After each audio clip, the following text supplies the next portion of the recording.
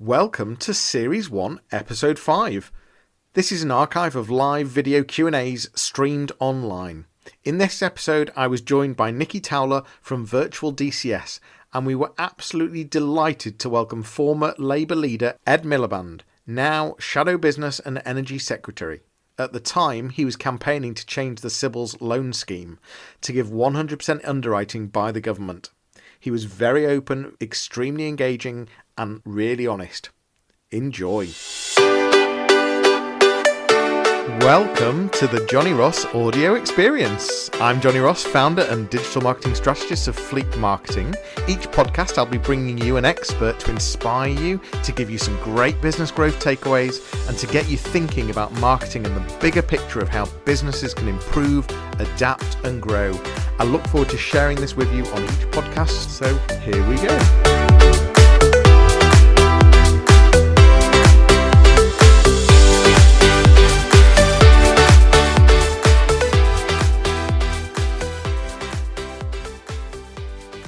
Hi everyone, welcome to another live Q&A with the Yorkshire Coronavirus Business Support Group.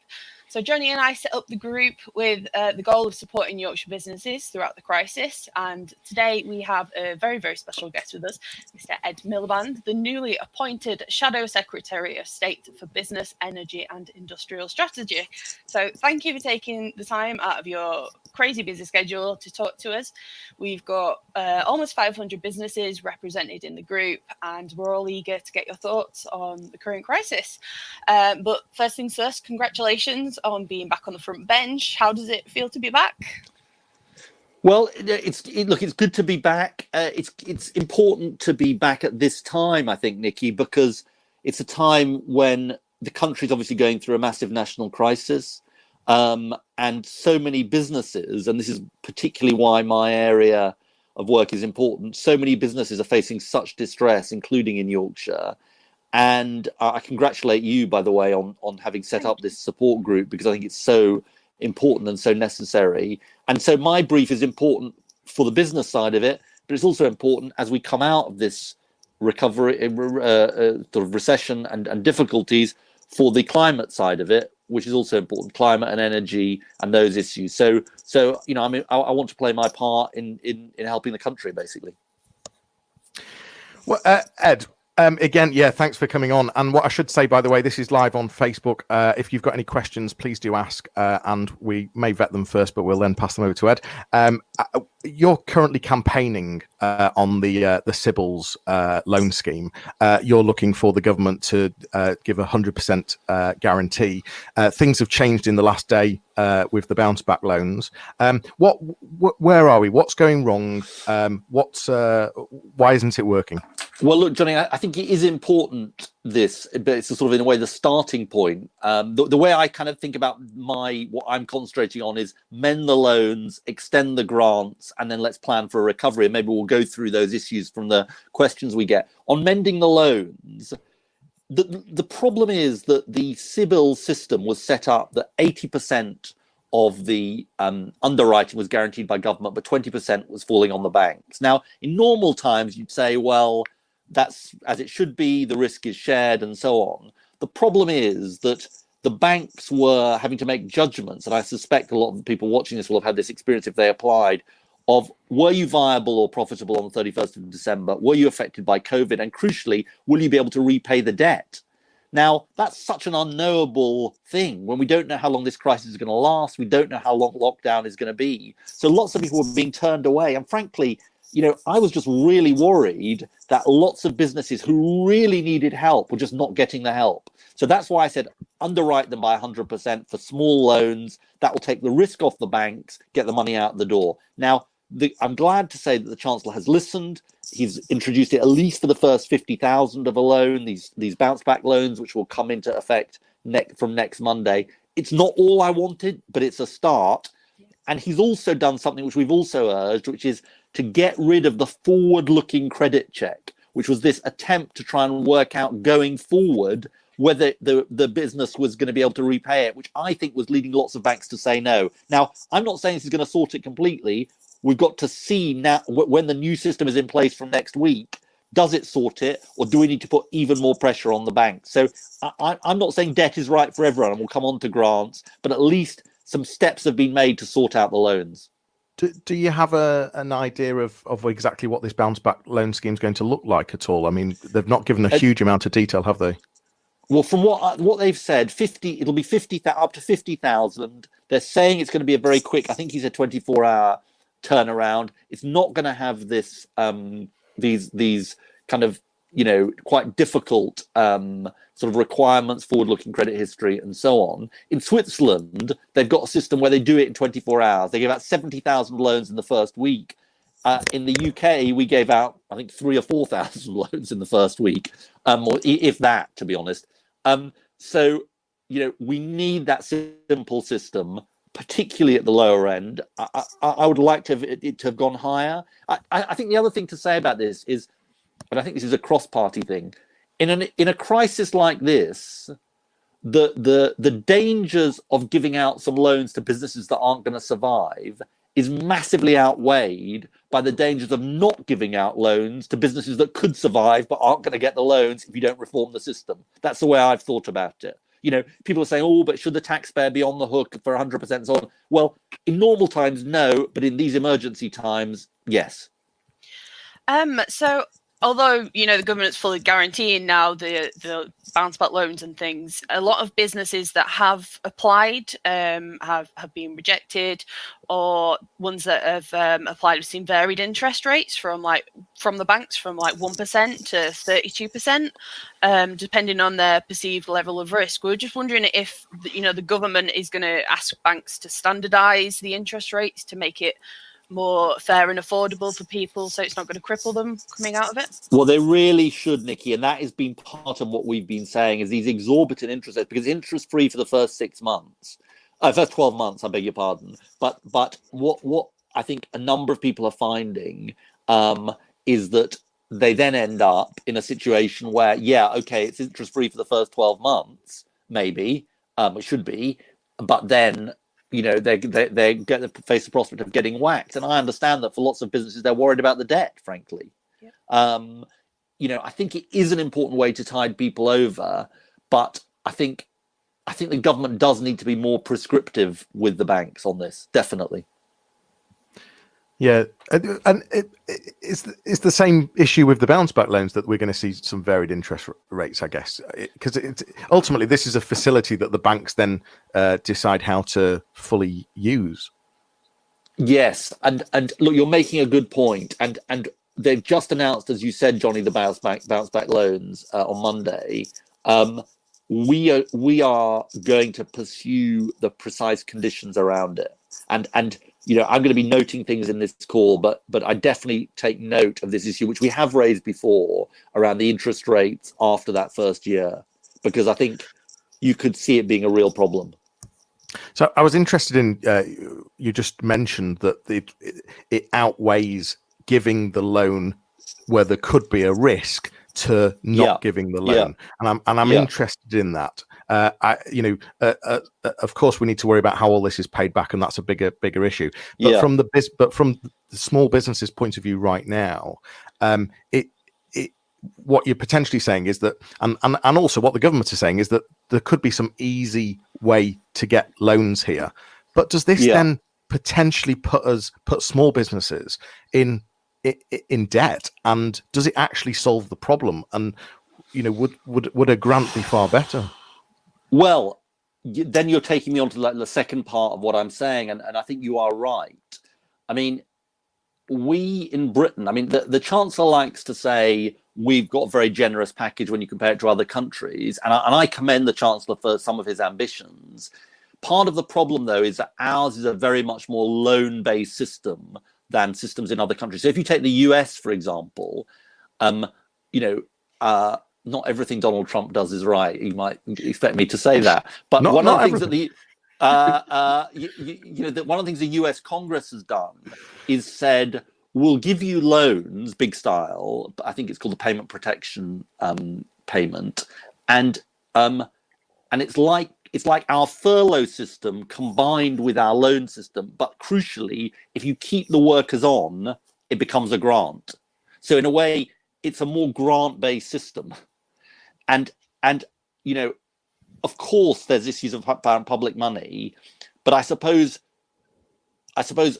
you know what we're trying to do as the opposition, honestly, is not say everything's wrong or ask the impossible. So the government's done this loan system. We were focused on how do you fix it, but I am now focused not just on that, but also let's talk about the people who are missing out on grants. So the people who aren't paying business rates but renting premises, it's a massive problem because the grant's going to the landlord. The government says in a slightly kind of vague way, well, that should be negotiated with the landlord and the tenant and all that, but they don't, you know, that's really, landlords will be under pressure too. So there's businesses, often micro businesses, that are missing out. There's the 51,000 limit in hospitality, retail and leisure. So in other words, above 51,000 rateable value, you don't get a grant. And obviously outside those sectors, business, retail, hospitality and leisure, you don't get a grant either. That's at least three big gaps in the grant system.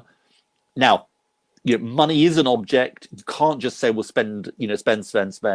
But I do think they've got to look, and this is something we're calling for in the coming days. They've got to look at the real and very, very difficult gaps. Now, by the way, they're not the only gaps. I mean, self-employed, will maybe come on to that. That's a big set of gaps. Limited companies, you know, that's a real problem as well. But I think this is particularly true. We don't know what the exit from lockdown is going to look like, but all of the indications from, at least from the newspapers and from what we gather, is it's not going to be a sudden exit. And so for businesses, you know, for some businesses, we're just at the beginning of this kind of stresses they're going to be under. So that's why I think there's going to have to be a second wave of support, which I hope will fill in some of the gaps. We can't just turn off the furlough or say, well, you know, it's going to have to be loans for everybody. We've got to fill in some of the gaps, because crucially it gets our, you know, we've got to get our businesses through this crisis, and we've got to get as many as possible through this crisis, not just for those businesses, but it will make the recession less deep and the recovery easier if those businesses survive. I just want to run a scenario past you that has been brought up a few times in the group. So, you know, we've got micro business, SMEs, kind of a range of people in there. And just linking back to what you were saying then, a lot of the people in the group are directors that don't pay themselves more than minimum wage. They don't have a physical office. They're like market stall traders. And they're trying to keep costs low and put all the money they can back into the business. But they feel like they are slipping through the net and stuff. So, I mean, is there anything that you could directly say to them now to... And is this people paying themselves in dividends mainly? Is that the point? Yeah. Look, let's be frank about this. This is a big gap. I mean, this is a big gap, and you know, and this is not a sort of party political point, but the Chancellor has sort of said lots of the average income is £200,000. I suspect lots of people in this group would kind of choke on their cornflakes, you know, when they hear that, because they'll think, well, that's not where I am. And I think the truth about this is that there's two different groups here, and we've been trying to get at the figures on this, the detail on this. There's individuals who are kind of at the very high end, but that's a kind of relatively small number who are paying themselves in dividends and so on. And then there's this is anecdotal, so I can't be sure about this, but my guess is from the experiences I've had and the feedback I've had, there are lots and lots and lots of people for whom this was the best way they could manage their affairs. And they've not been told it's wrong or anything, and now suddenly they find, well, what are they supposed to do? You know, they're being offered because they're paying themselves a minimal amount of money in terms of salary. They're just in a really difficult situation, and we have made this point repeatedly to the government. We will continue to make this point. You know, I did a call with Keir Starmer and Annalise Dodds, the Shadow Chancellor, yesterday. This came up a lot. Limited companies, people in this position. So, and they're neither getting, you know, if they're not getting a grant, you know, they're asking quite legitimately, what are we supposed to do? And I've had constituency cases on this too. Great. It's great to see that, it's a topic that everyone's kind of thinking about, because, it is livelihood, and, people are Definitely concerned about it, especially in the group that we've got. But many businesses at the minute don't know what the best thing to do right now is. They don't know whether they should be tightening up the purse strings or investing their money back into the business, into marketing, to try boost it out of the other side of it in the recovery. If you could give businesses one piece of advice around this, what would, Hans on a postcard, look into your crystal ball, what would you kind of give them? Well, look, I want to show due humility, because I think the businesses that you've got in this group are can make better decisions about their business than I can. Look, one thing I would say in this is, the job of MPs at a time like this is to speak up for their constituents. That's generally the job of MPs, obviously, but it's particularly important at a time like this.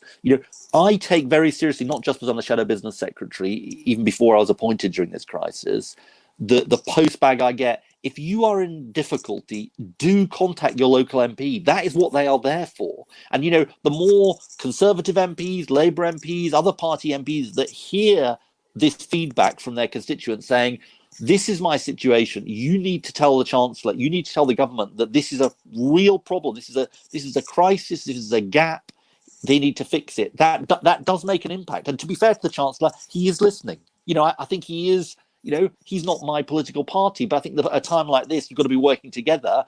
He has shown sign of listening, sometimes not as much as I would like, sometimes not as quickly as I would like, but pressure on the politicians, the local MPs, does have an impact, because I think the government does recognise the need to act, and so I'm not going to advise people what to do with their businesses, but I do think I do think that pressure can make a difference.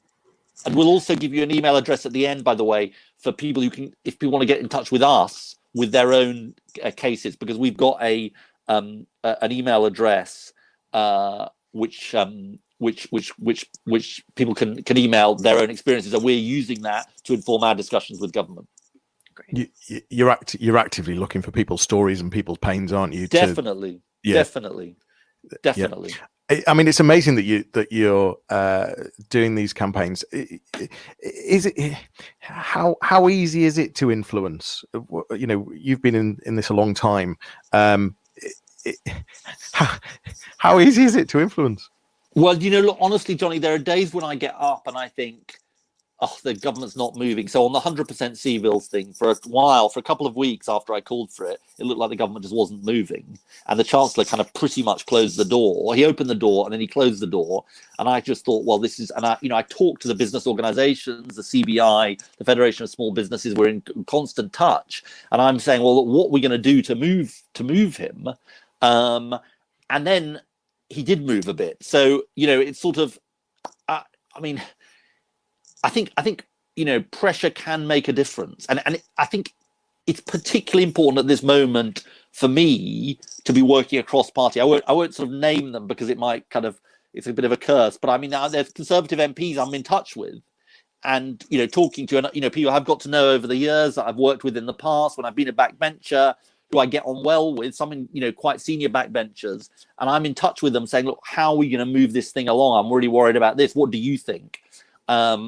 Because I think that's the only way to do this. The more cross-party you can be, the more non-yaboo you can be, in terms of just shouting the odds, the more reasonable you can be, the better it is, I think.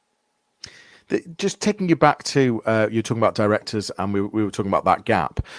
So what I'm hearing, and I'm wondering if you're hearing the same, that with the furlough scheme and with small businesses, single directors aren't paying normally dividend. They could furlough themselves, but then obviously it's a very small amount of money they could get. But the other issue is they're not meant to actually be working whilst they're furloughing. So we were aware that Ed had to take a call. I think he's just taken that call. Yep, correct me if I'm wrong. We were fully aware. I'm just going to mute him just in case. Yeah, I've just muted him. Hopefully you can't hear him. He forewarned us that he'd have to take an urgent call during this. So don't worry. I guess we're only so important. If you do have questions, please do ask. And I hope you're enjoying watching. It would be good to know. I'm about to ask him about the furlough and directors. Nikki, you enjoying interviewing Ed? Yeah, it's good. I don't think I've messed up too much so far. You've done very well indeed. It's absolutely brilliant. We've as we've said, we are interested in what you'd like to ask. If you do have questions, I know you've already given us questions, but as you're watching, if you've got other things you want to ask, please do ask. It would be great. Anything else we want to talk about in the group, Nikki? What's going on? We've got another live Q&A this afternoon. You've got a live Q&A coming up, haven't you? I do, yeah. From the Leeds, kind of Leeds-based support, the Leeds Micro Business support. I'm going to be doing a live with Sarah in a couple of weeks. So yes, that should be good. There's loads going on, to be honest, and it's just it's busy, isn't it? But it's really good. So this afternoon we've got a Nigel Cliff joining us at 4:00 to do a live Q&A on LinkedIn. Now I did a link pimp your LinkedIn profile with Leeds Digital Festival last week. You'll find the webinar on my channel. But what's interesting this afternoon is Nigel has quite a different take on some of this. And so it'll be interesting to get some of his viewpoints on how best you could be using LinkedIn. It's amazing that I've managed to get him because this obviously is on Facebook. We have a Facebook group, and he's a total admits it. Facebook Luddite, hates Facebook. Totally sticks with LinkedIn. We Nikki, when we first set this up, we were debating on whether to do a LinkedIn or a Facebook group, weren't we? I was dubious rightly, about Facebook, you rightly were dubious about Facebook, and you rightly wanted to look at LinkedIn. And to be fair, that is the business platform, isn't it? And and Facebook tends to be the more sort of what I had for dinner, etc., etc. So what we decided was we thought, well, we'll test it. So we set up the Facebook group and we set up the LinkedIn group on the same day. About a week later, was it fairly obvious? Yeah, just a little bit. I'm one for kind of keeping business separate from my Facebook. And a lot of people, if I do have contacts on there, they're like really heavily restricted in what they can see, because usually I just post a lot of cat pictures. But yeah, I've been surprised actually. Yeah, it's opened my eyes a little bit in terms of. Yeah, we've had so much more engagement on Facebook. There's still the LinkedIn group. There's still a couple of comments in there, but nothing of interest, really. Nothing of too much interest, really. What's also worth mentioning is that we're aware that there's people in the group that are, with lockdown, they could be quite lonely at home. So we've talked a lot about mental health. We had Harry Bliss from Champion Health doing a talk about and resources available, things that you can do. But we're fully aware that there are still people in the group that don't necessarily have family members at home. Are finding this quite this quite isolating. So there was an idea floating around doing some additional Zoom calls, but making them sort of no work talk. So I think the first one is tonight at 8:30. I'm not sure if Nikki knows the exact detail. I think it's tonight around then.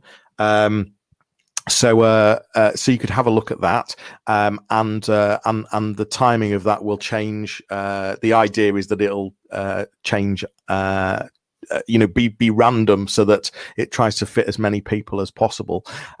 So that's something else that you could look at.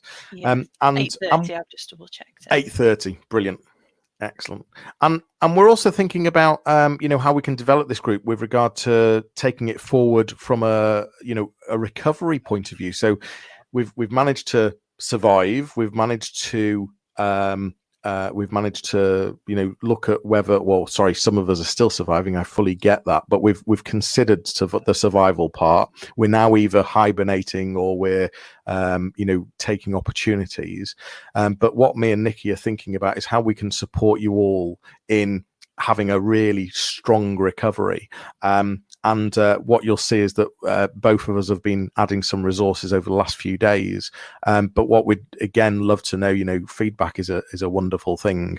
The more we can hear from you on the sort of things that you're wanting help with, or the directions that you want to us to take you, or to get advice, please do ask.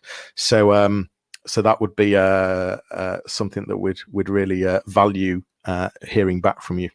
Definitely. I've just logged on the Facebook feed because I can't see the live comments, but there's a couple of people just asking where we want the comments posted and the questions posted. If you can pop it on the live post just under there. So there should be, the video that you're watching should be where you can comment. But I know there have been quite a few posts about this interview this morning, so it could be that you're using some of the other posts to comment on. It's the one that's pinned at the top of the group chat.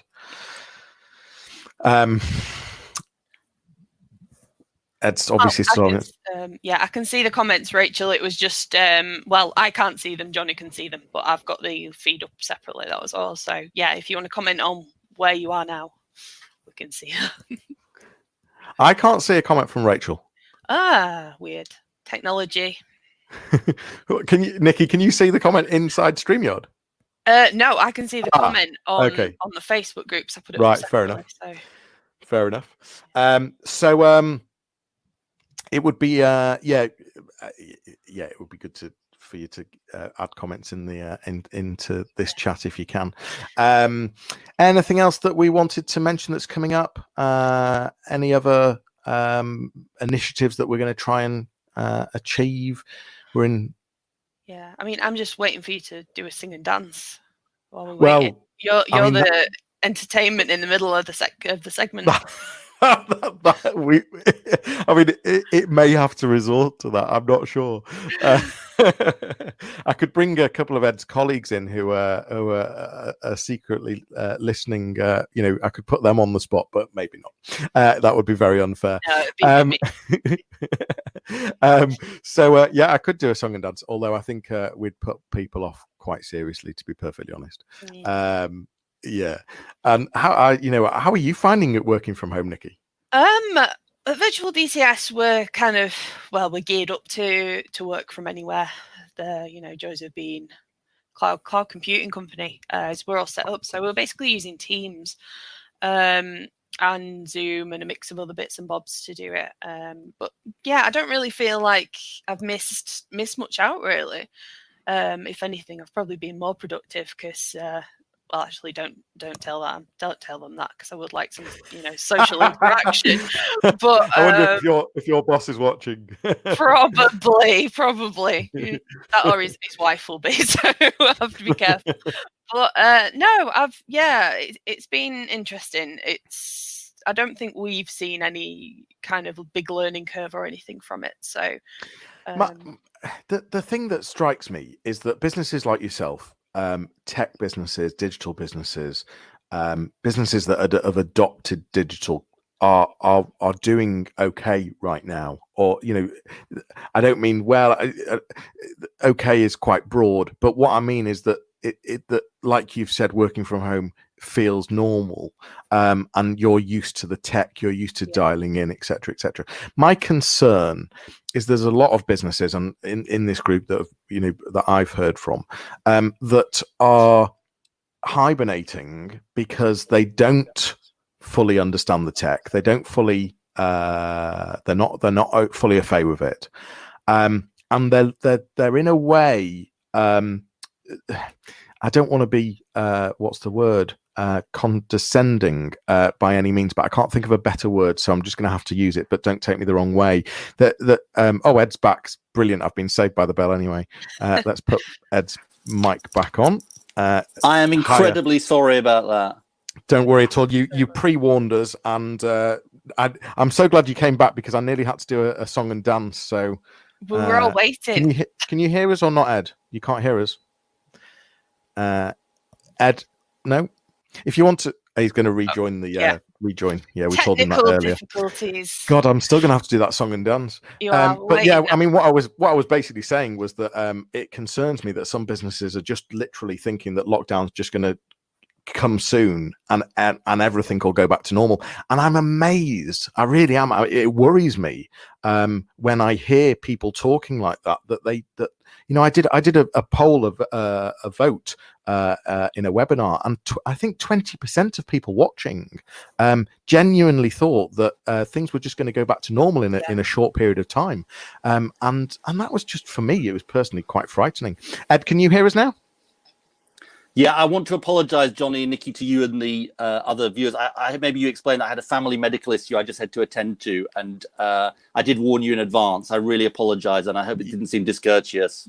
You totally did, and we fully understand, and we're all working from home, and it's just the way it is, isn't it? I mean, my children haven't been in the room yet, but all right, I'm waiting for the cat to come crawl over me or something. It's just, the doctors are under sort of pressure, so I had to take this call. So I do apologise. Honestly, we fully understand. Let's keep going. So Nikki, where were we? Oh gosh, I can't remember now. We'll wait. Right, I think we were talking about grants. I think we were talking about the grants issue and the gaps there were. And you were rightly asking about limited companies and dividends. And then we one of talked the obviously questions about MPs and pressure. One of the questions that I had was around so where I was going with this was director, small business. They have a choice. They normally get paid through dividend because they pay themselves a lower wage. They could furlough, which therefore gives them a small amount. I must say, by the way, before I fully ask the question, when I found myself falling into this gap, I came out and said, do you know what? We've chosen as a business to have this model. We pay slightly lower tax because of this model. It's a tax efficient model. So do we not just need to take the rough with the smooth? I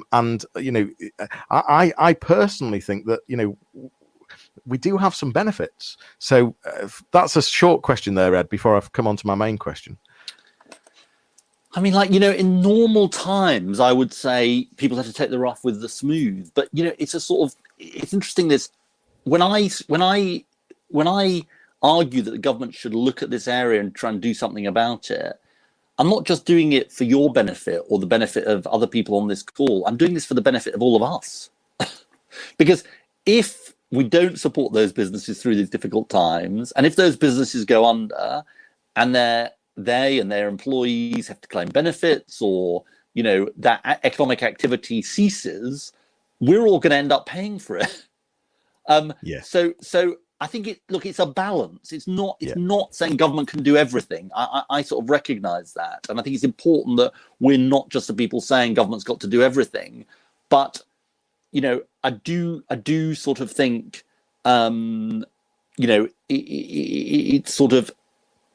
it's in our collective benefit to try and plug these gaps, at least some of these gaps. Yeah. So the question that I was going to come on to is some businesses, perhaps can't be open right now, can't be serving clients because of the situations and social isolation, etc. Take a chiropractor, unable to see patients, a hairdresser, perhaps they don't have a situation where they can get a grant for rates, etc. But my question is around furlough. So with regard to, they have a choice. They could furlough themselves. Ed's just giving us a tour of the house, which is very kind. I am, yeah. So they could furlough themselves, which gives them a small amount of income. But my concern and my question, and I don't know if you can give any advice here, is does that then mean they can't do any type of marketing for their business at all? They can't do any, they're frightened about putting a social media post out because officially they're furloughed. And there's just such a grey area where there's not been any official advice. I've got some opinion on it, but I can't believe people are. I don't want to speak out of turn here, and it's again one of the things I can check, but I can't believe that people can't do social media posts. I mean, who's gonna? I mean, that doesn't seem. Ed, is that feedback you've heard or not? Because trust me. Well, I tell you what, Johnny. Let me go and check. I'm making a note. And no, sorry, someone from our sorry, office I didn't. Yeah. No. I didn't mean is that the correct advice. What I meant was, have you had people ask that question to you? Because we've had a lot of people.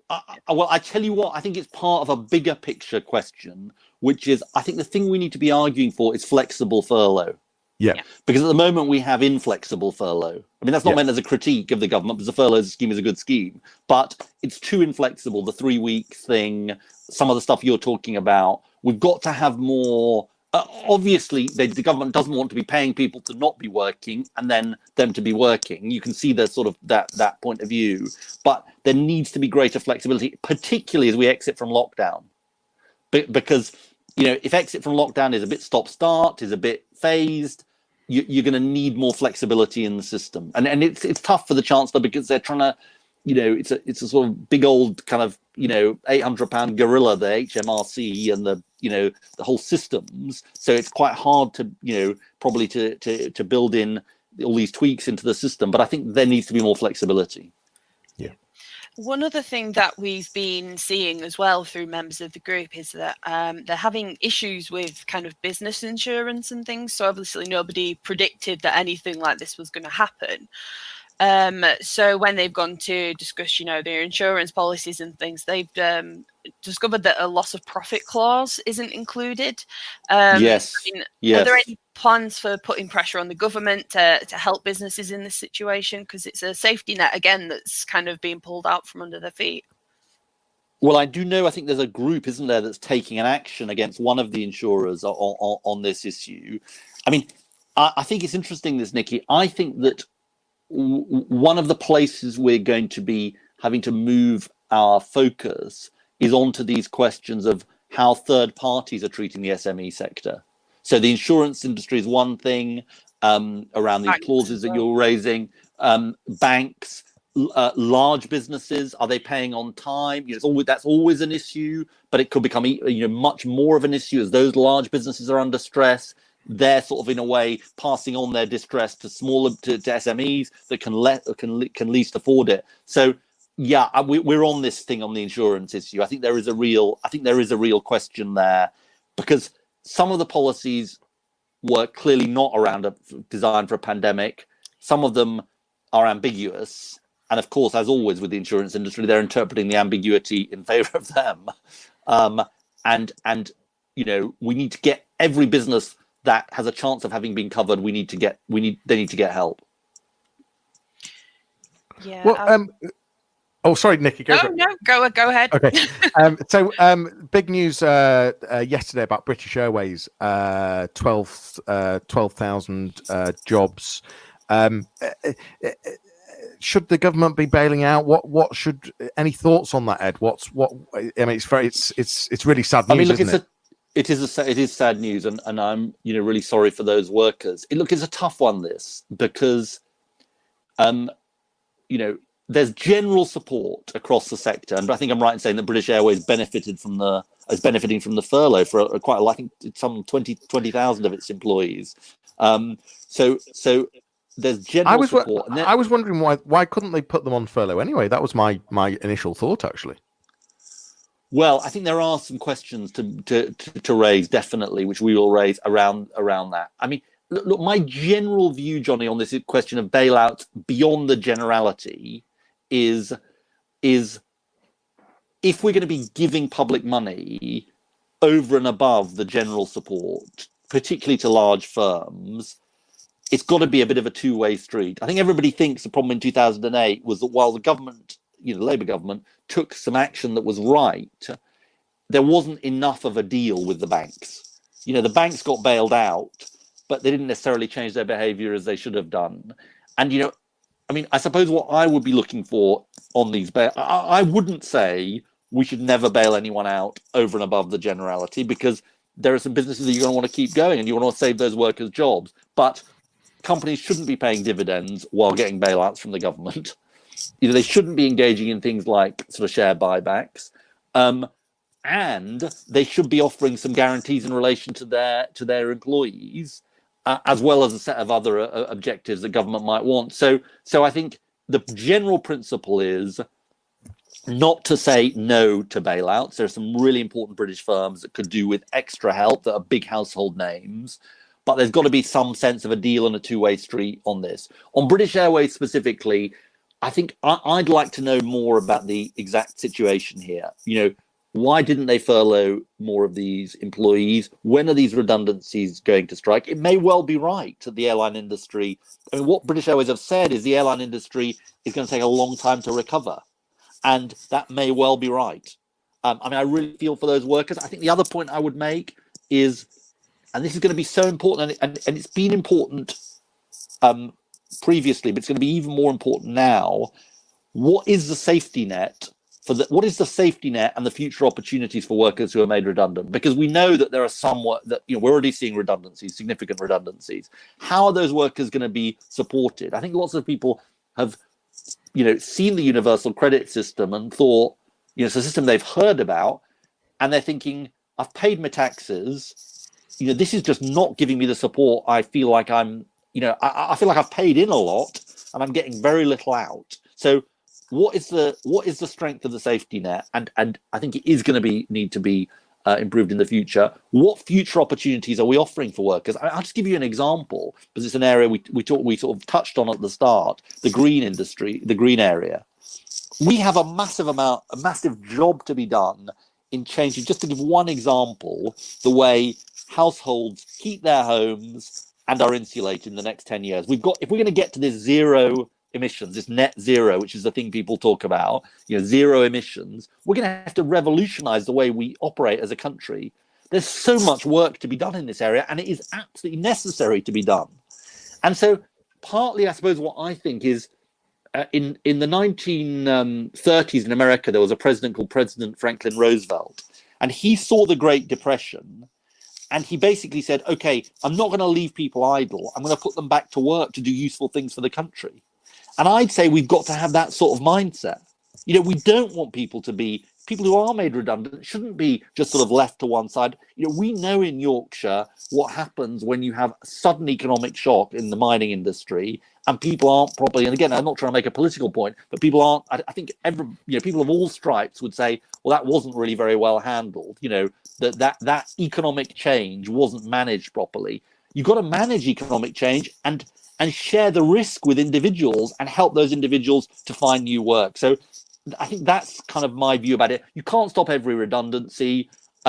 We should, government. If I was in government, I'd be having hard discussions with British Airways about their furloughing, about the 22,000 they've furloughed. What's the story with these 12,000? But if those people are going to be made redundant, they've got to be helped in the future.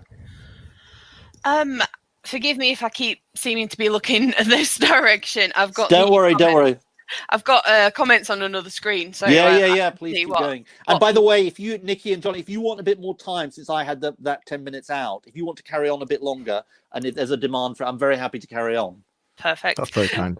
Thank you very much. The job of politicians is to disrupt their diaries and leave the people who work for them with their heads in their hands, saying, "Why has he done that? He's supposed to be speaking to someone else at 11 o'clock." But anyway, that's kind of my role in life, Keep them on the toes. Exactly.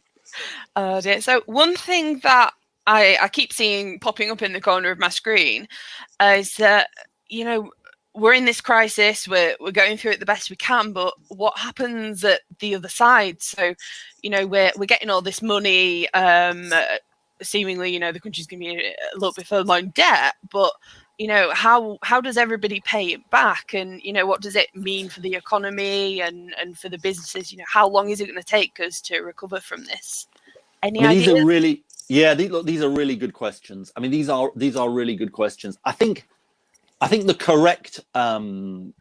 correct comparison is not with the financial crisis of 2008, because the financial crisis of 2008 was a shock to the banks that sent shockwaves through the economy, but it wasn't a kind of closing down of 1/3 of our economy, which is more or less what we've had. A closing down of 1/3 and an effect on the whole economy, which is what we've had this time. I think the correct comparison is with the Second World War, actually, and in a way, Boris Johnson has described it as a war. And therefore, we are going to have significantly bigger debts. We're not going to be able to pay them all off at once. We can't have, in my view, and conservative members of Parliament said this to me as well, we can't have what we had between 2010 and 2015. I'm not trying to rehearse those arguments, but if at this moment we just engage in a whole round of cuts, it's going to be even worse for the economy, because we need our economy to recover. And we're going to find that businesses have got debt, workers have lost their jobs. Actually, we're going to have a real problem of demand in the economy. So we're going to have to find a way of keeping this debt under control, but it's going to have to be done over time. We're going to have to recognize that the debt's going to go up, and the best, in the end, the only ways you can deal with your debts is raising taxes, cutting spending, or crucially growing the economy. If you grow the economy and more people are paying taxes and fewer people are on benefits, that's the best way of keeping your debts under control. And I really would emphasize that third issue. The reason I talk about useful activity that people can do, like in the green industries, is we've got to get this economy going. And we might have to find ways of getting this economy going in a way that is consistent with our public health measures. They're going to be, let's be honest, there are going to be some industries where lots of people congregate in one place, which will probably take longer to reopen. And then there are going to be other jobs where you can apply social distancing, you can have protective equipment, and that's a whole other story. And it's going to be easier. So we are going to have to pay this off over time, or at least keep it under control.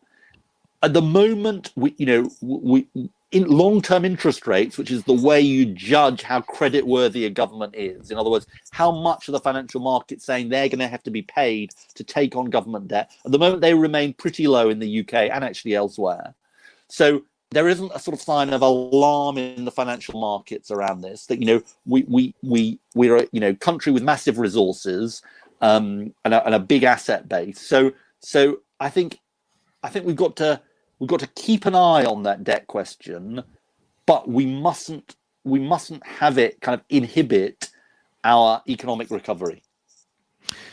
You brought up green a bit earlier and climate change. I mean, this year was meant to be a big year for climate change. You got COP26 towards the end of the year.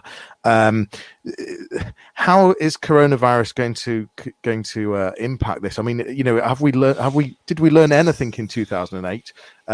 Could we talk to us about the green stimulus? Yes. So that's a really important point, Johnny. I mean, COP26 has been postponed, rightly, in my view, because frankly, countries are not focused on this at the moment, and anyway, they can't. You can't travel, and it's just the whole thing is a sort of impossibility. So that's going to be next year, and I think that's the right decision. And just for people who don't know, that's the world coming together. There was a big agreement in Paris in 2015 to agree the climate targets. But the problem is that the targets weren't strong enough. It's the world's coming together in 2020, now 2021, to say how do they need to be updated and upgraded. But there's a big obligation on us now to say, how do we recover in a green way? And I mentioned there's lots of work that can be done. There's work in households. I mentioned the way households are heated, insulation, all that. The great thing about insulation, by the way, is you can cut people's bills, save on carbon emissions, and create jobs. So it's a win-win. There's other things, we need the car industry to keep going. Moving to electric vehicles, that's a big thing. There's rewilding. In Doncaster, I'm chairing for the Council a Climate Change Commission, looking at some of these climate questions about how you can create employment. There's rewilding, again, potential role for farmers, potential role for land around those issues. Renewable energy, installing wind power, solar power. So there's a lot we can do. Looking back at 2008, I think you mentioned that about 16% of the money spent on recovery, so-called stimulus, was on green measures. That was sort of across the industrialized world, and actually it so happened it was about 16% in the UK. But some countries did a lot better. South Korea, 80% of its stimulus was judged to be green. They did better than us. So what I would aspire to do is to say, let's do that. Let's not just do that for the climate. People will be worried about that issue, but they've got other things which are very pressing for them. But let's do it for jobs and employment as well. Well, the reason I brought it up is because one of the things that that we're talking to businesses about is how to come out of this with strong recovery, and of course, not all of this is just about finance and having money in the bank. It's also about being relevant, and it's about taking opportunity. It's about differentiating.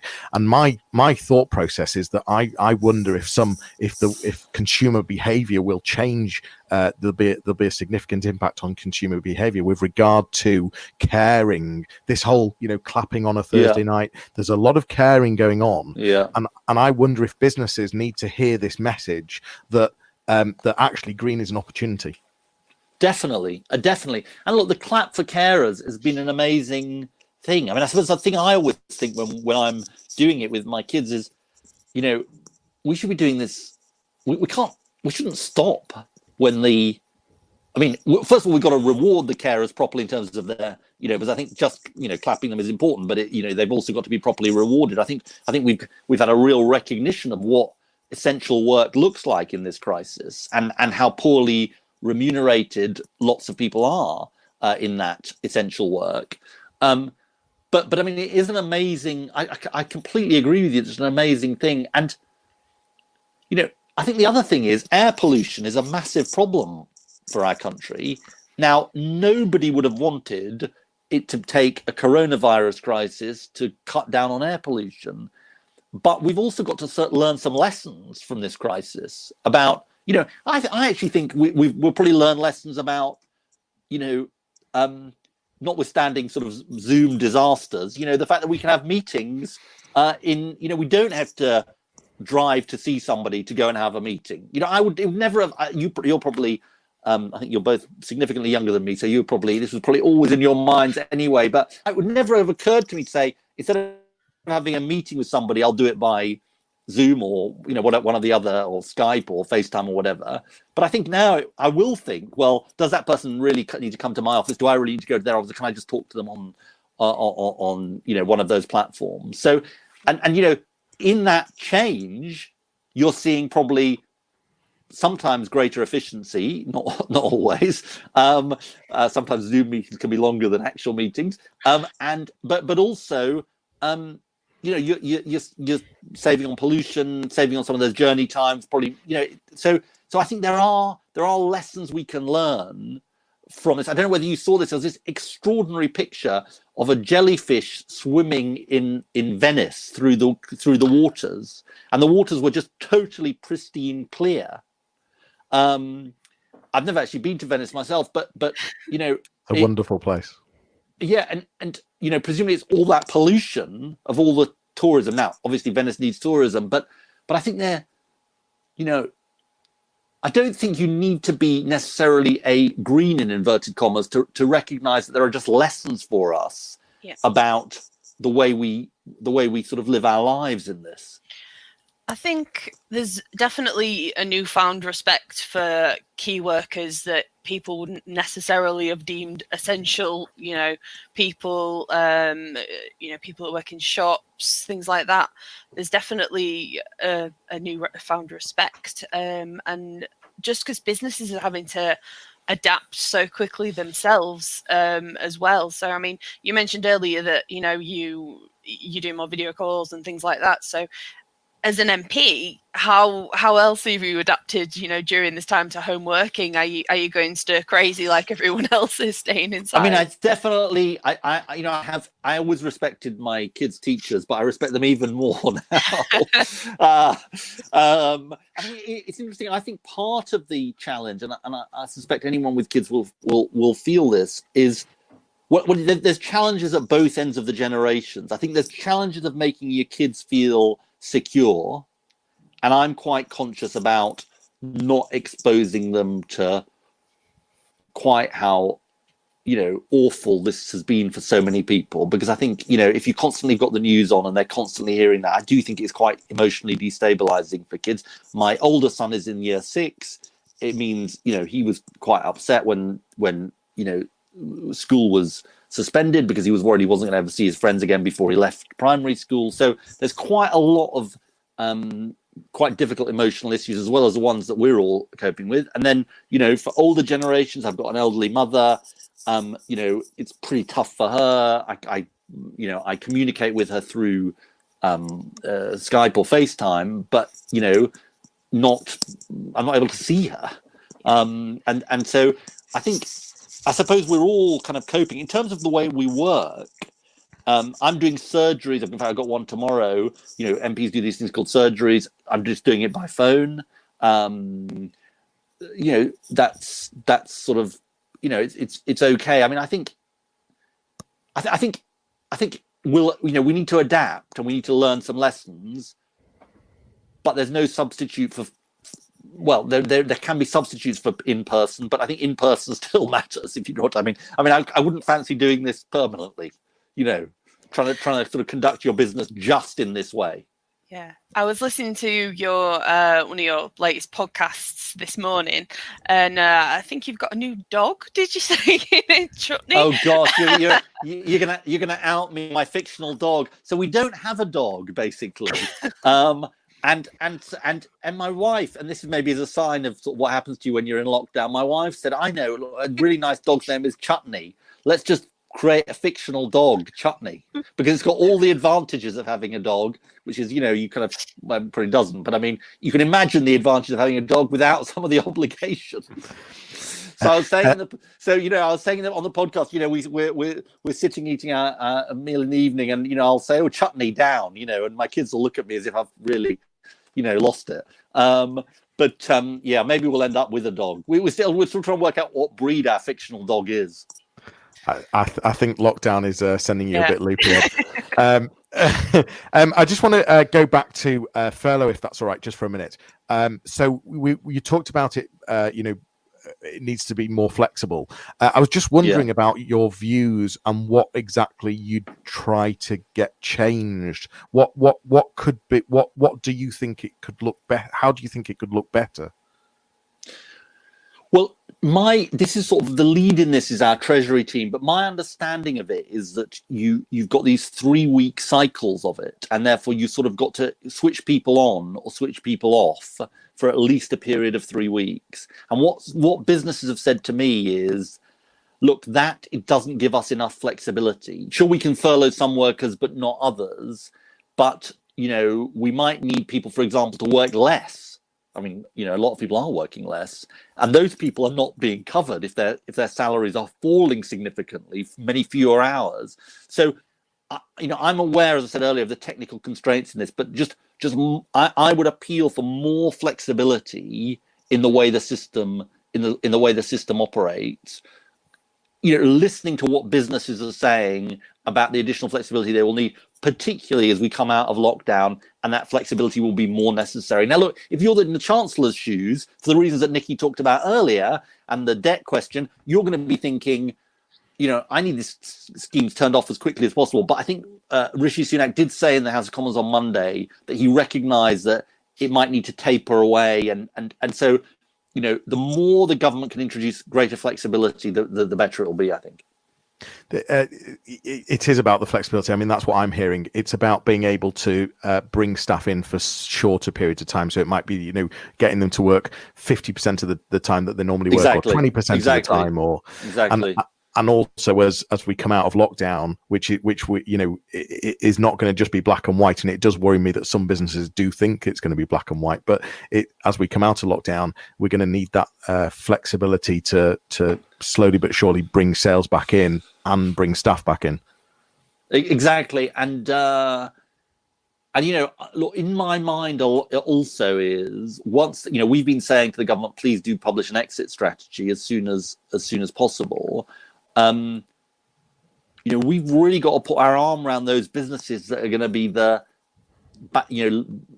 to the back of the queue in terms of reopening, because it's one thing for the businesses that are able to reopen, but if it's the case, and I don't have inside information on this, so I'm not sort of making an announcement, but if it's the case that the hospitality industry has got to be further to the back of the queue, we can't just say, I said right at the beginning of this crisis, when Matt Hancock, the health secretary, announced the public health measures, I got up in the House of Commons and said, look, extraordinary public health measures have got to be accompanied by extraordinary economic measures supporting the businesses concerned. This was before I was in this job. And I kind of, I continue to feel that, and I think the government's ambitions on this are good. It's our job to kind of close the gap between the ambition and the reality. We're going to wrap this up very shortly. I just had I can't not ask this question, but I'm really curious on how different you think Labour is going to be under Sir Keir Starmer, and where you think things are going to go. Well, look, I think he's made an excellent start. I think other voters will be the judge of this, but I think what he's tried to do is show that we can be the opposition, which is our job, but we can be constructive. We can ask searching questions. I'm sure he'll do that in the House of Commons today, Prime Minister's questions, but do it in a way that is clearly constructive and mature. I think for any leader, when a party's lost a general election as badly as we did in 2019 at the end of last year, you're going to have a process of rebuilding. I'm happy to be part of his team.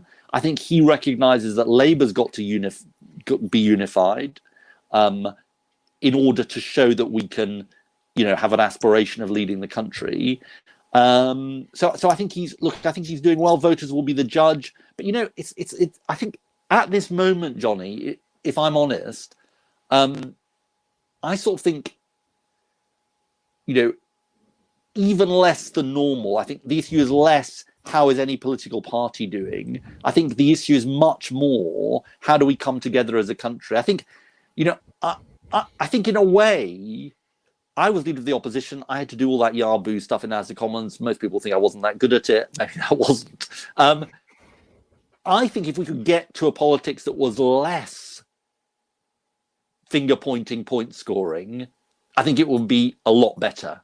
And if we've modeled, I was saying earlier, we've got to learn lessons from this crisis. If we've modeled that a bit in this crisis, maybe we can have a bit more of that.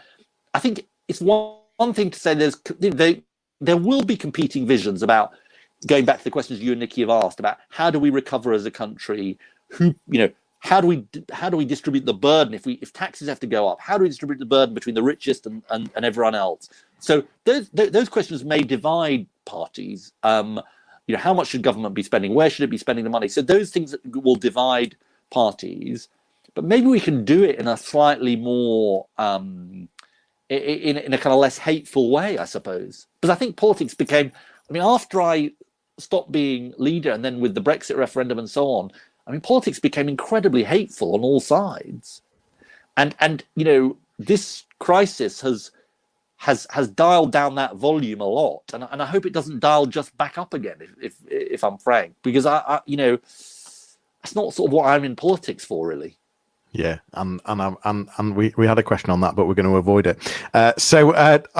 Just lastly, a couple of silly quick questions. Go on. I've got one. Yeah. Are you still a big Leeds United supporter? Or are we? We're in Leeds right now. I'm a bit of a lapsed Leeds United supporter, in truth. I'm a little. So no opinion on whether they're going to go back up. I'm a little. Well, goodness knows whether this season restarts and when it restarts. I'm a bit more lapsed than I should be, actually. My children are sort of pulling me in different directions. I think they're still trying to work out who exactly they support. Nikki's got one for you. So I'm asking this because I wouldn't be forgiven if I didn't ask this question. We've got a lot of runners in the group, surprisingly. No, I'm not one of them personally, but you apparently attend a lot of park runs. Yes, I do, including one in Cosworth Hall in Doncaster. Yeah, the question was, what's your favourite one that you've done, and I really love. I would say this maybe. I really love the one in Cosworth Hall. I don't know whether you know Cosworth Hall, but it's just a fantastic place to have a park run. It's got a lake. It's got a fantastic grounds. There's Sandal Park, so I don't want to do down Sandal Park, which is not in my constituency, but that's good too. I do really miss park run. And it's obvious the reasons for it not taking place. We interviewed actually for my podcast Paul Sinton Hewitt, the founder of Park Run, a couple of weeks ago, and he's just an amazing guy. It started with, maybe there's a lesson in this. It started with 12 of his friends, I think, in 2004. And it's now millions of people across the world. I mean, that's just an extraordinary achievement. And the interesting thing about parkrun, for those who do it, this will strike a chord with them. You know, people think it's about running, and it obviously is about running, but it's about so much more than that. It's about the social life you get out of it, meeting other people, feeling part of something bigger than yourself. And maybe there is a wider lesson in that, I think. You know, I do think this crisis has happened in Britain in the past, obviously not in our lifetime. Because it will shortly be remembering VE Day, 75 years since VE Day, and I think you get a sense of what it was like in the Second World War. I mean, I think you get a little insight into the fact that neighbours talk to each other more, maybe in a socially distant way. People look after each other more. I saw it in my constituency, by the way, in the floods of last year. The amazing community coming together, and we're at our best definitely as a country when we're in a crisis. Maybe we need to reproduce more the spirit of the crisis outside the crisis, and I think something like parkrun is a small but quite significant example of that. Absolutely. Ed, it's been amazing that you've come on. What's great to see is how accessible you are. You want to get across an email address, don't you? Have you got that? Yes, I do. business@labour.org.uk. Business@labour.org.uk. Business@labour.org.uk. There's a couple of things I'd say about that. Please do send us on your experiences, good and bad. If you're having a good experience, we'd like to hear about it. Bad experience too. I will look at every case that comes into the email box, because that's what I've been doing, because it will help inform the next stages of what we argue for. The only kind of caveat I'd say is, in terms of taking up your case, in other words, personally trying to intervene, do go to your MP. Just one of the things is that, maybe this isn't widely known, UK Finance, that runs the banks, they have a way in which MPs can take cases around the loan scheme directly to them. So it's like a sort of, a kind of system for taking that case. So if you've had like a bad loans experience, for example, do go to your local MP. If you had if you're falling through the cracks on grants, or that if you're worried about the dividends issue or other issues, insurance, do also go to your MP. But it is worth, whatever party your MP is, it is really worth doing that. But also do send us your experiences as well. It's brilliant how accessible you are, and it's fabulous to see that you're campaigning for businesses. You've got maybe I can make a suggestion, particularly given my unfortunate absence in the middle. Maybe we can do this again in a couple of months' time, because I think implicit in this is it's not going to be over quickly, and as a sounding board for what you're hearing as this is going on, it will be really good to keep in touch and do it again. We'd be absolutely delighted to have you back. Thank you. It's been brilliant. Just to remind everyone, we are on Facebook with the Coronavirus Yorkshire Business Support Group. It's been fabulous to have Ed here today. Thank you again. Thank you. Lastly, Ed, your podcast, which we both like, The Reasons to Be Cheerful. What's your reason to be cheerful today? Just to put you on the spot. What is my reason to be cheerful today? You put you on the spot. Gosh, I'm sort of racking. I'm racking my brains. Both of you. How's that for a crawling answer? Fabulous. Love it. Thanks everyone for coming. We'll do another live Q&A. There's one at 4:00 this afternoon on LinkedIn. We've got another one coming up next week with Leeds City Council on micro businesses. You've all been a delight. We shall see you soon. It's bye from me. Ed, say if you want to say goodbye. Bye from me. Nikki. Bye. Thanks so much. You've been listening to the Johnny Ross audio experience. Thanks so much for joining me. If you want to continue the conversation, head over to my website, fleek.marketing, or find me on LinkedIn. That's all for today. Please subscribe wherever you listen to podcasts, tag me in your social media posts, and please leave me a review on iTunes. It will make a huge difference for me. I will see you soon.